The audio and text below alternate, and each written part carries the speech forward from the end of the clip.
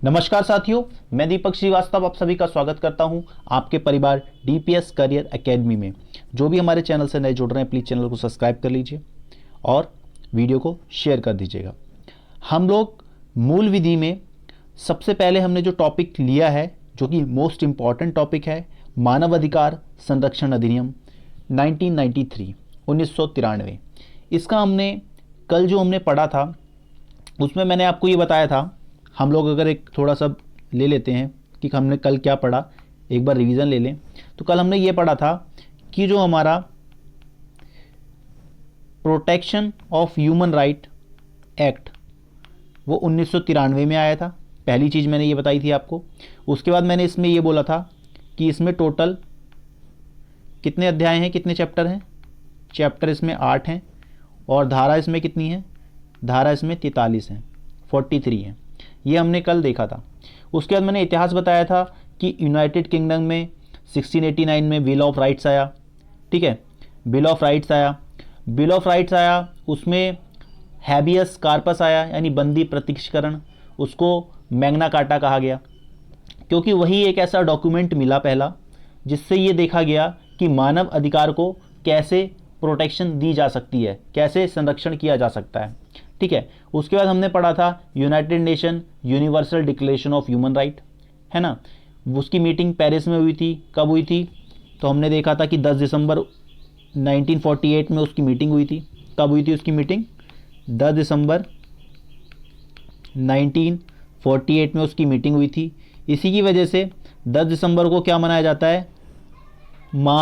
अंतर्राष्ट्रीय मानव अधिकार दिवस, यानी इंटरनेशनल ह्यूमन राइट डे मनाया जाता है। ये हमने पढ़ लिया था। फिर मैंने बताया था कि ड्राफ्टिंग कमेटी थी, उसकी चेयरपर्सन कौन थी? एलेनोर रूजवेल्ट थी। और इसमें जो टोटल जो आर्टिकल थे वो कितने आर्टिकल थे इसमें मैंने बोला था कि टोटल आर्टिकल जो इसमें थे, संयुक्त राष्ट्र मानवाधिकार पर जो संवैधानिक घोषणा की गई थी, इसमें आर्टिकल कितने थे? 30 थे।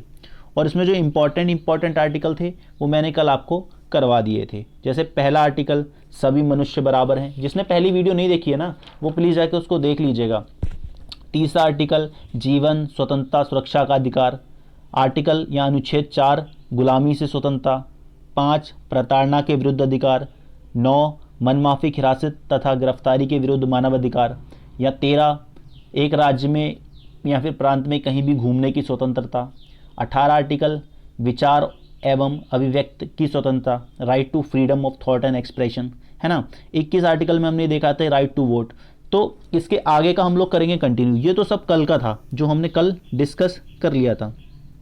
ठीक है, अब हम लोग देखते हैं आज का। आज हम लोग क्या पढ़ेंगे?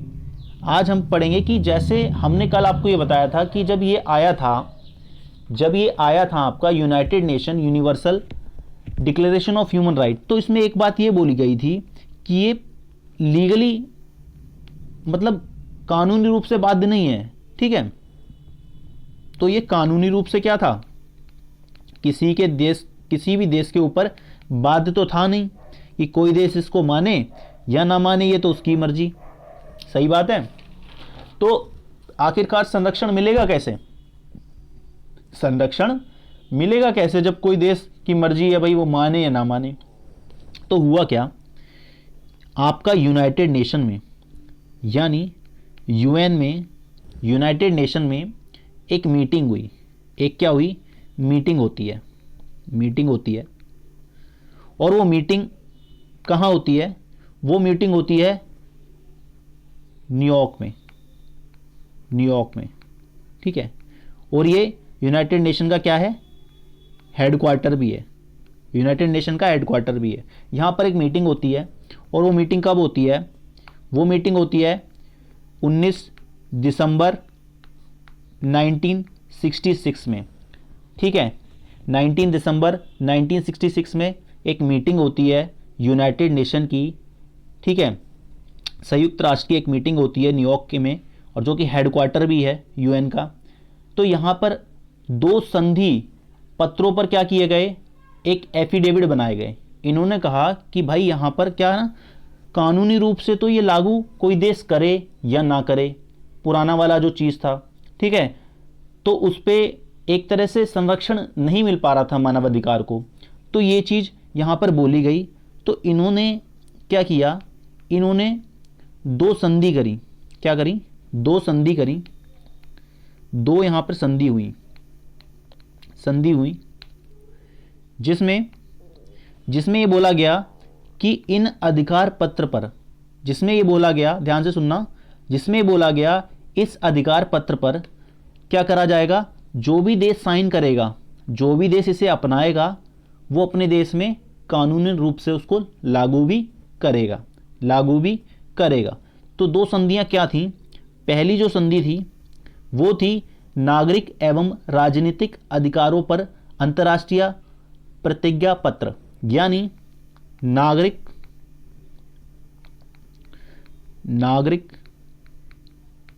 एवं राजनीतिक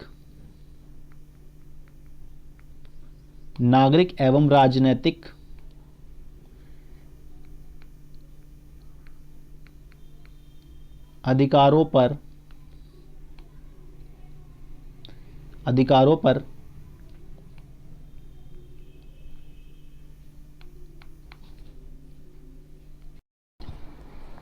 ठीक है।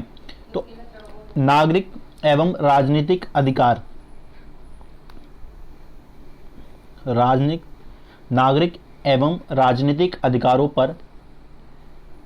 पर क्या, अंतर्राष्ट्रीय, यहाँ पे लिख दिया था मैंने, पर अंतर्राष्ट्रीय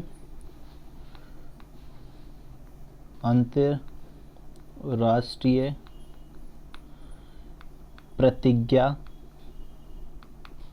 पत्र, अंतर्राष्ट्रीय प्रतिज्ञा पत्र। तो हमने ये देखा कि भैया यहाँ पे जो मीटिंग हुई कहाँ पर, यूनाइटेड नेशन में, तो वो कहाँ हुई थी, न्यूयॉर्क में हुई थी। पहला क्वेश्चन तो यहीं से बनना है। कब हुई थी? 19 दिसंबर 1966 में। यहाँ पर दो संधि होती हैं। पहली संधि ये होती है कि नागरिक एवं राजनीतिक अधिकारों पर अंतर्राष्ट्रीय प्रतिज्ञा पत्र, यानी एक ऐसा एफिडेविट बनाया जाएगा, जिसमें नागरिक और राजनीतिक अधिकारों को दर्शाया जाएगा, और जो भी देश इस पर साइन करेगा वो मानने के लिए बाध्य होगा। यानी जब अगर कोई एफिडेविट है, मान लो, ठीक है, अगर हम उस पर साइन करते हैं तो इसका मतलब क्या होता है, इसमें जो मैंने चीज़ें पढ़ी हैं वो पूरी तरह से सही हैं और मैं इसको पूर्ण रूप से मानता हूँ। तो ऐसे ही क्या करेगा, कोई भी देश अगर इस पर साइन करता है तो वो अपने जो भी उसके नागरिक होंगे उनको ये उपलब्ध कराएगा। इतनी चीज़ समझ में आ रही है? तो अगर मैं इंग्लिश में बोलूँ तो international covenant on civil and political right, ठीक है। तो ये लागू कब से हुआ था, इसके बारे में लिख लो। पहला जो कोविनेंट था यानी संधि थी वो कब लागू हुई थी? 23 मार्च 1976 में। 23 मार्च 1976 में ये क्या की गई थी, लागू की गई थी। बात आ रही समझ में? अब दूसरी चीज मैं आपको बताऊं, दूसरी जो संधि हुई थी वो किस बेसिस पर थी? दूसरा पॉइंट ये कहता है कि भाई आर्थिक, सामाजिक और सांस्कृतिक, यानी आर्थिक बोलें,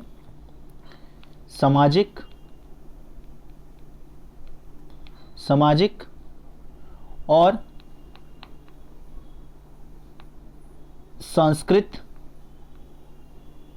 सांस्कृतिक अधिकारों पर अंतर्राष्ट्रीय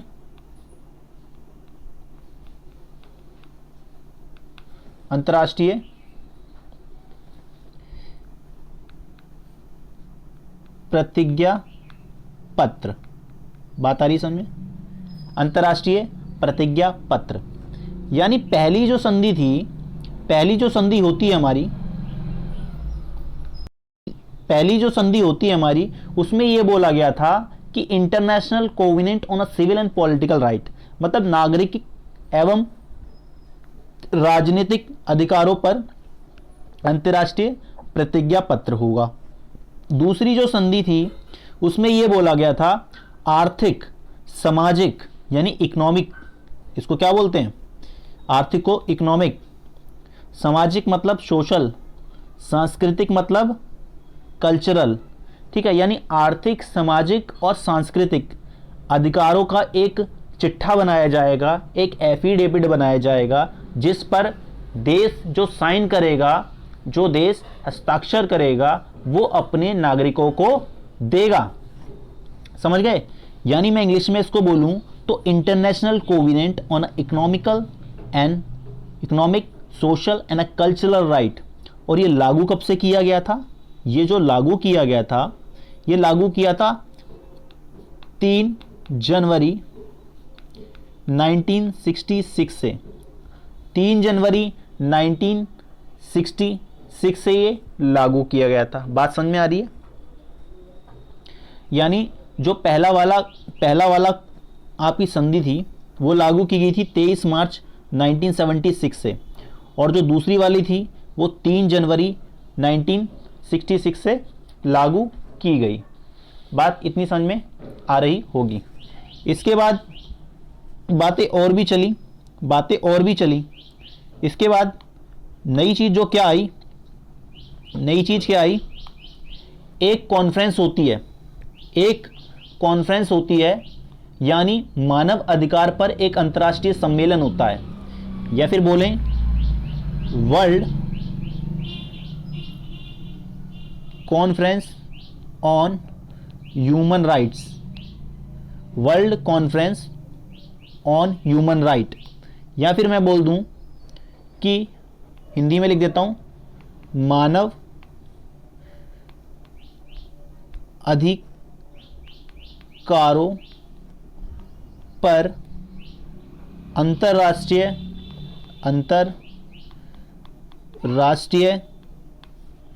सम्मेलन। ठीक है, इसके बाद मानव अधिकारों पर अंतर्राष्ट्रीय सम्मेलन होता है, जो कि कहाँ होता है। क्वेश्चन ये पूछा जाएगा आपसे कि अंतर्राष्ट्रीय मानव अधिकारों का जो सम्मेलन हुआ था वो कहाँ पर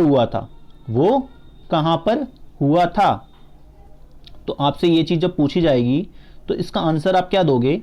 इसका आंसर है कि ये हुआ था कहाँ पर, वियना में। और ये किसकी राजधानी है? ये ऑस्ट्रिया की राजधानी है। ऑस्ट्रिया की ये कैपिटल है। ठीक है, ऑस्ट्रिया की ये क्या है? कैपिटल है, यानी राजधानी है। बात समझ में आ रही है? यहाँ पे हुआ था। और कब हुआ था? डेट की अगर मैं बात करूं तो ये हुआ था हमारा 14 से 25 जून 1993 में। ठीक है, 1993 में। बात इतनी समझ में आ रही है? अब 1993 में ही तो हमारा मानव अधिकार संरक्षण अधिनियम आया। तो मैंने अभी क्या क्या पढ़ा उसको एक बार से ज़रा नज़र मार लेंगे, उसको एक बार से देख लेंगे कि हमने क्या क्या पढ़ा। अभी हमने ये पढ़ा कि सबसे पहले क्या हुआ। सबसे पहले जो हमने पुराने वाले पढ़े थे यूनिवर्सल लॉ डिक्लेरेशन, वो कानूनी रूप से बाध्य नहीं थे किसी भी देश पर। तो यहाँ पर क्या हुआ, संयुक्त राष्ट्र ने क्या किया, एक मीटिंग बिठाई यूनाइटेड नेशन ने। और वो मीटिंग कहाँ हुई थी? वो मीटिंग न्यूयॉर्क में होती है। कहाँ पे होती है? न्यूयॉर्क में होती है। ठीक है, और कब होती है? होती है 19 दिसंबर 1966 में। 1966 में यहाँ पर 2 संधि होती हैं, 2 कोविनेंट होते हैं। पहला जो कोविनेंट होता है उसमें ये लिखा था कि राजनीतिक एवं नागरिक अधिकारों पर अंतर्राष्ट्रीय प्रतिज्ञा पत्र होगा, यानी जो नागरिक होंगे उनको पूरी तरह से राजनीतिक अधिकार होने चाहिए। और दूसरा वाला क्या था? आर्थिक, सामाजिक और सांस्कृतिक आधारों पर अंतर्राष्ट्रीय प्रतिज्ञा पत्र होगा। प्रतिज्ञा पत्र मतलब एफिडेविट। जो भी देश उस पर साइन करेगा वो अपने नागरिकों को वो फैसिलिटी प्रोवाइड कराएगा। कितनी चीज़ समझ में आई? इसके बाद क्या होता है? इसके बाद एक वर्ल्ड कॉन्फ्रेंस होती है। किस पर? मानव अधिकारों पर। जो कहाँ होती है? वियना में होती है। ये ऑस्ट्रिया की राजधानी है। कब तक चलती है? 14 से 25 जून 1993 तक। बात समझ में आ रही है? ये जून है, जून, ठीक है, जून। इतनी चीज समझ में आई। अब हम फाइनली कहां पहुंचे? अब हमें पता चला कि हमारा जो मानव अधिकार संरक्षण अधिनियम है बन के क्या होता है, तैयार होता है इसके बाद से। और जो बन के तैयार होता है तो वो किस तरह से दिखता है हमारा, वो हमारा किस तरह से दिखता है, protection of human right commission, protection of human right commission, या फिर हम बोले एक्ट, ठीक है, एक्ट। तो इसको मैं शॉर्ट में लिख देता हूं, PHRAC 1993, ठीक है, 1993। तो जब मैं इसके बारे में ये बात करूंगा तो मानव संरक्षण अधिनियम 1993 जब आया था तो इसमें जो टोटल जो हमारे अध्याय थे यानी चैप्टर्स थे वो कितने थे? टोटल जो अध्याय आएंगे इसमें, टोटल जो अध्याय आएंगे इसमें वो कितने होंगे? इसमें मैंने बताया था आपको स्टार्टिंग में, जिसने फर्स्ट लेक्चर देखा होगा उसमें मैंने बताया था कि 8 अध्याय होंगे इसमें टोटल। और इसमें जो धारा होंगी या इंग्लिश में बोले सेक्शंस, वो कितने होंगे? वो टोटल 43 होंगे, टोटल 43 होंगे। अब बात आती है कि इनकी ज़रूरत क्यों पड़ी हमें? भैया मानव अधिकार संरक्षण अधिनियम लाया ही क्यों गया? सबसे बड़ी बात तो ये है, क्यों लाया गया इसको, और इसका मेन उद्देश्य था क्या? मेन उद्देश्य था क्या? तो हम लोग इसके बारे में देखेंगे। हम पहले इसके ऑब्जेक्टिव पढ़ते हैं, इसके उद्देश्य, ठीक है। क्या पढ़ते हैं? ऑब्जेक्टिव किसके? ह्यूमन राइट प्रोटेक्शन एक्ट के, ठीक है, क्यों लाया गया था। तो पहला मैं बताता हूं कि पहला, राष्ट्रीय मानवाधिकार आयोग का गठन किया जाएगा, ठीक है। अब मान लो कोई भी आदमी है, उसके मानवाधिकारों का क्या हो रहा है? हनन किया जा रहा है, मानवाधिकारों का हनन किया जा रहा है, उसको पूरी तरह से स्वतंत्रता नहीं दी जा रही है। कहीं पे वो घूमने जा रहा है तो उसको रोक लिया जा रहा है, बोल रहा है तो उसको रोक लिया जा रहा है, उसकी आवाज़ दबा दी जा रही है, तो उसके मानव अधिकारों का कहीं ना कहीं तो हनन हो ही रहा है ना। तो ऐसे में क्या किया जाए? ऐसे में एक राष्ट्रीय मानवाधिकार आयोग का गठन किया जाएगा। क्या किया जाएगा? राष्ट्रीय मानव अधिकार आयोग, आयोग का क्या किया जाएगा? गठन किया जाएगा। इंग्लिश में बोलूं तो establishment of national human right commission, ठीक है, यानी NHRC ये बनाया जाएगा, नेशनल ह्यूमन राइट कमीशन। किसके थ्रू बनाया जाएगा? मानव संरक्षण अधिनियम 1993 में। इसका ये पहला ऑब्जेक्टिव हो जाता है, ठीक है। उसके बाद दूसरी जो इसकी मेन बात होगी वो क्या होगी कि भाई ये तो नेशनल, मतलब वो हमारा सेंट्रल लेवल उस पर काम करेगा। अब राज्य में भी तो चीज़ें, कहीं ना कहीं राज्य में भी तो लोग रह रहे हैं, उनके भी तो मानव अधिकार का हनन हो सकता है, तो वो कहाँ जाएं? भाई उसके लिए बनाया गया राज्य मानव अधिकार आयोग, राज्य मानव अधिकार आयोग का गठन, ठीक है। अगर मैं इसको इंग्लिश में बोलूं तो constitution of state human right commission बनाया जाएगा, यानी राज्य के लिए भी एक मानव अधिकार आयोग का गठन किया जाएगा। और एक हमने यहाँ पे पढ़ा कि राष्ट्र के लिए यानी सेंट्रल लेवल पे भी किया जाएगा एक, और एक स्टेट लेवल पे भी किया जाएगा। इतनी बात समझ में आ रही है। फिर हम तीसरी चीज़ बताते हैं कि भाई तीसरा पॉइंट ये था कि अब जैसे किसी के मानव अधिकार जो उसको मिले हैं, जो उसके फंडामेंटल राइट्स हैं, अगर उनका हनन हो रहा हो कहीं ना कहीं, तो भाई ऐसा तो है नहीं वो कोर्ट में जाए डायरेक्टली, वो कोर्ट में अपनी याचिका डालेगा, उसके बाद उसका पैसा लगेगा, टाइम इतना बर्बाद होगा, ठीक है, इतना लंबा प्रोसीजर चलेगा, तो ऐसे में तो बहुत प्रॉब्लम हो जाएगी। तो उसे क्या करना चाहिए? तो इन्होंने कहा कि भैया हम एक काम करते हैं, हम क्या करते हैं, मानवाधिकार न्यायालयों का गठन करेंगे जिसमें सिर्फ मानव अधिकार से रिलेटेड सुनवाई होगी। तो इन्होंने कहा कि मानव अधिकार न्यायालयों का गठन, यानी मैं बोलूं establishment of human right courts, यानी मानव अधिकार न्यायालयों का गठन किया जाएगा, जिसमें अगर कोई भी ऐसी वार्ता होती है, किसी के साथ किसी के अधिकारों का हनन होता है, तो वो डायरेक्टली कहाँ जा सकता है, इन न्यायालयों में अपनी याचिका दायर कर सकता है। चौथा पॉइंट अगर मैं बोलूं, चौथा पॉइंट क्या था, चौथा पॉइंट ये है कि अन्य संबंधित, इससे संबंधित जो भी प्रावधान लागू करने होंगे उसके संबंध में, अन्य संबंधी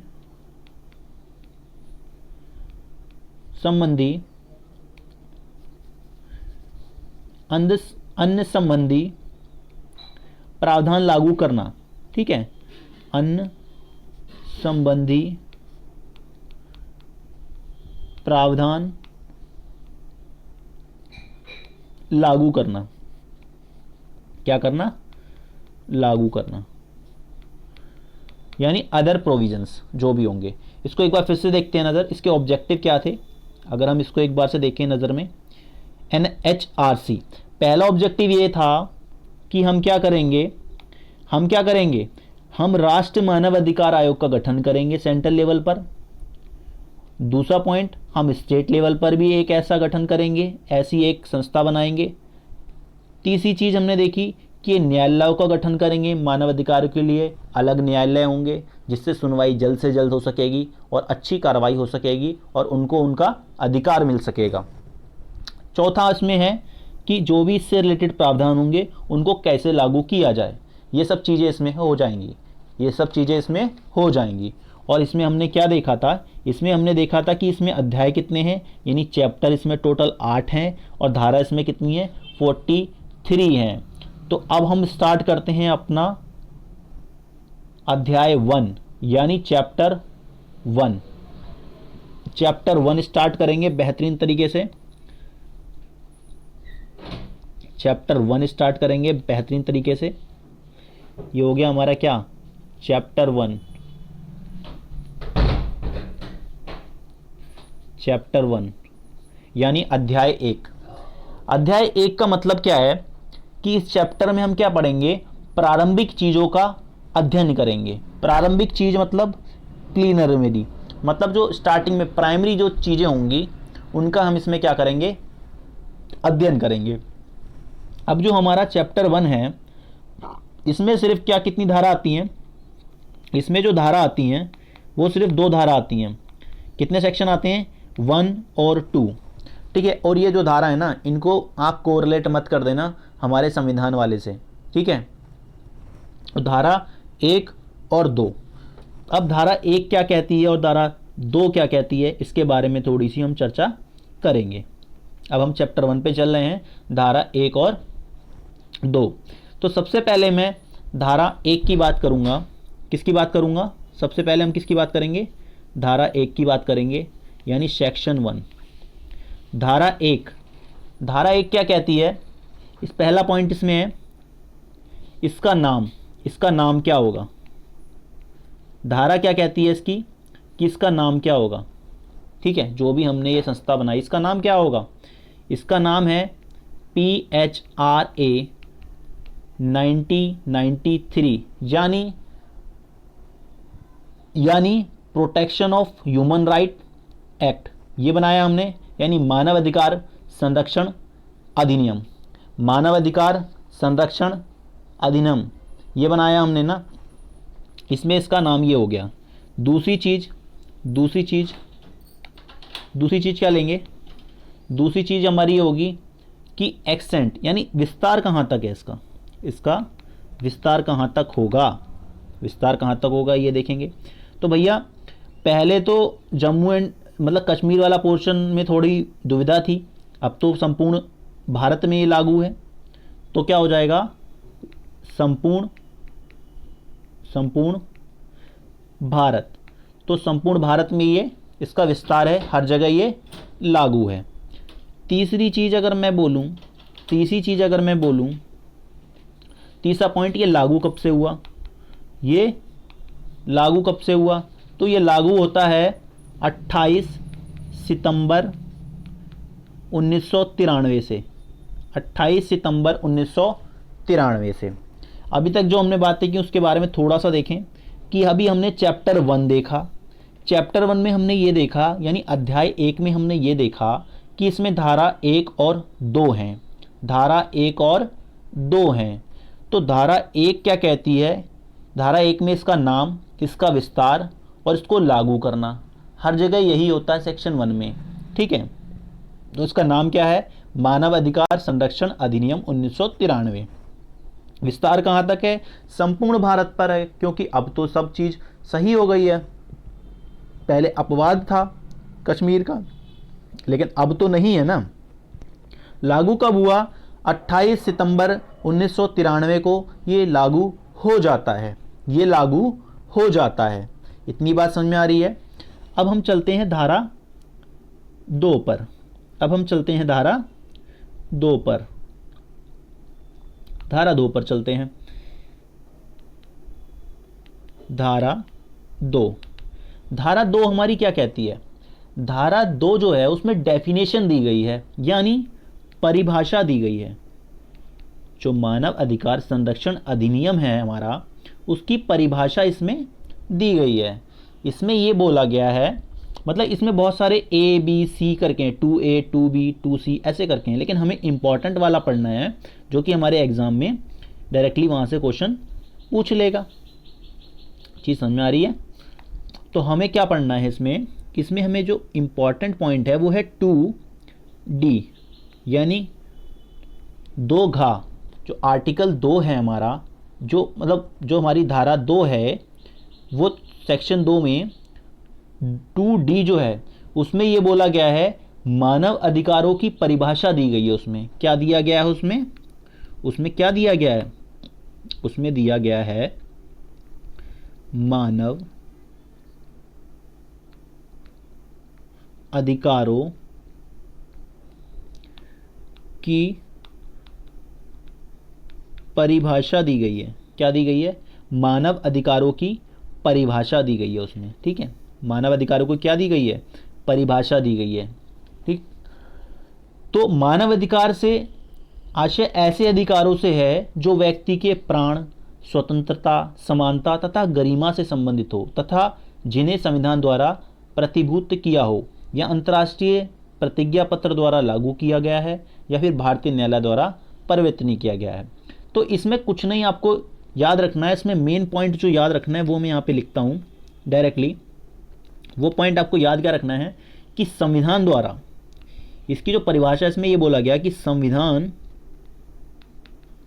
संविधान द्वारा गारंटेड, ये क्या है? एक गारंटेड कानून है। गारंटेड, जो आपको मिलेगा ही मिलेगा, गारंटेड कानून है ये, ठीक। इसमें ये बोला गया है मानव अधिकार का एक तरह से गारंटेड कानून है आपके लिए, क्योंकि वो संविधान में भी लिखा गया है ना।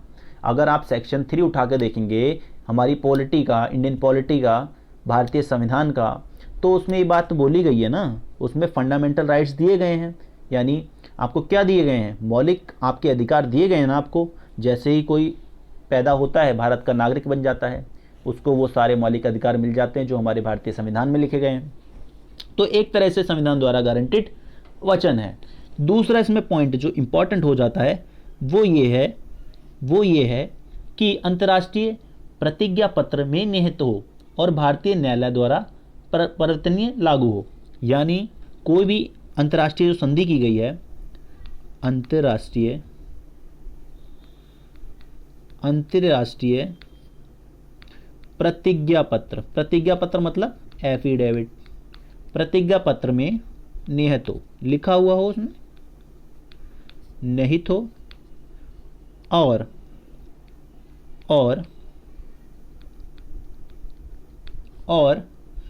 भारतीय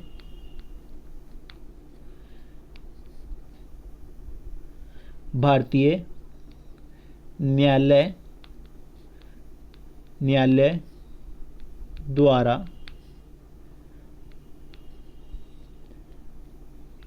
परिवर्तनीय या फिर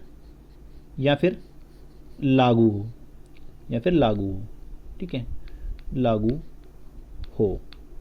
बात समझ में आ रही है? इसमें कहने का मेरा मतलब बस इतना सा था कि जो हमारी धारा 2 है वो परिभाषा देती है, और धारा 2 के अंदर जो 2D है वो मानव अधिकारों की परिभाषा बताती है, मानव अधिकारों की परिभाषा बताती है। इसमें 2 पॉइंट आपको याद रखने हैं कि संविधान द्वारा गारंटेड कानून है एक तरह से ये, और अंतर्राष्ट्रीय प्रतिज्ञा पत्र में निहित हो, यानी अंतर्राष्ट्रीय कोई संधि है उसमें लिखा गया हो ये, और भारतीय न्यायालय द्वारा लागू हो।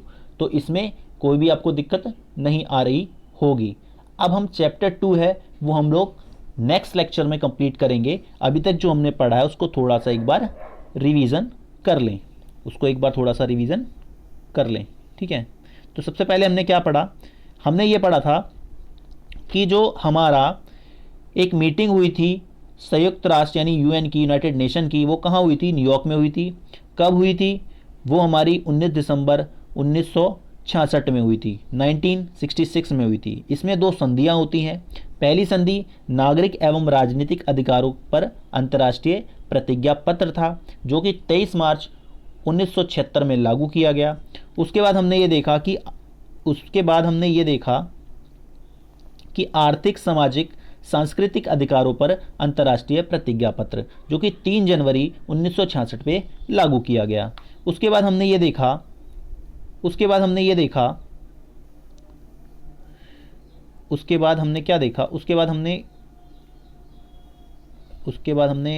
ये पढ़ा था, अच्छा वो गायब हो गया इसमें, कोई नहीं।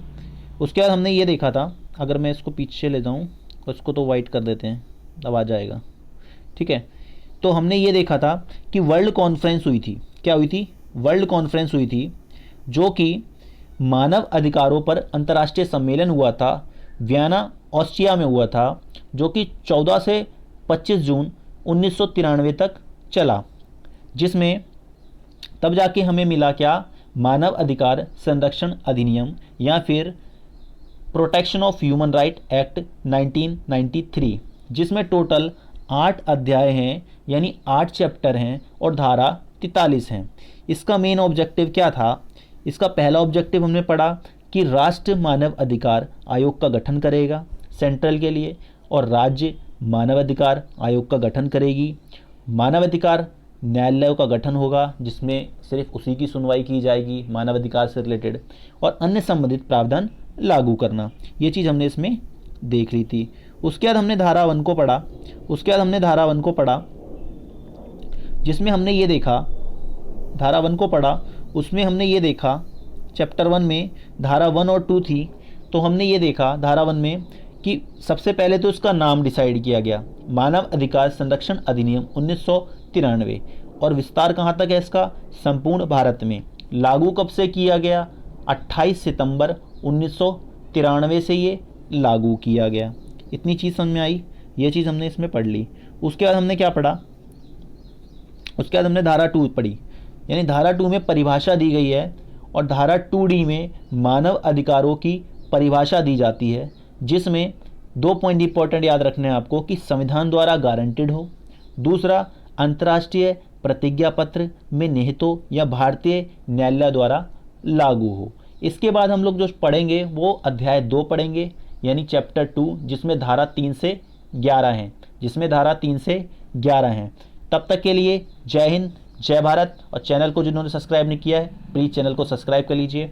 मिलते हैं आपसे नेक्स्ट लेक्चर में।